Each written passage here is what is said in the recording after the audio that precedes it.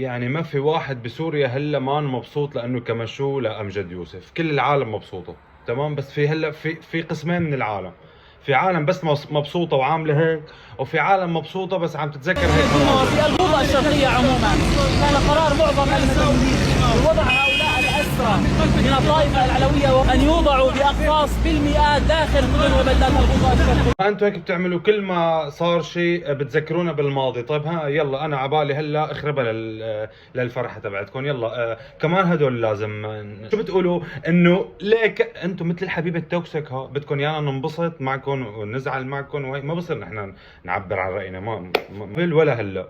نحن كلياتنا هلا انبسطنا بامجد يوسف. طب في عالم عملت مجازر بالساحل ومجازر بالسويد وذكاء صناعي، وفي عالم ليك كمان هاي الفيديوهات كيف عملت يعني من زمان. يعني نحن هدفنا حبيبي لما نحكي مشان كل العالم يلي عملت شيء تنكمش العدل. احبابي انبسطوا كلياتهم، كل سورة تنبسط، بس كمان خلينا ننبسط دائما مع بعض. مو لما انت تقرر على كيفك اخوي بس نطالب نحن بحقنا تقول هلا لا هلا عجبكم. شفت حبيبي العدل حلو بس خليه يمشي على الكل. هاي الطفلة الصغيرة مثلا قاعدة وعم تسمع هذا الحكي بهذا المحل، طب انه ليش؟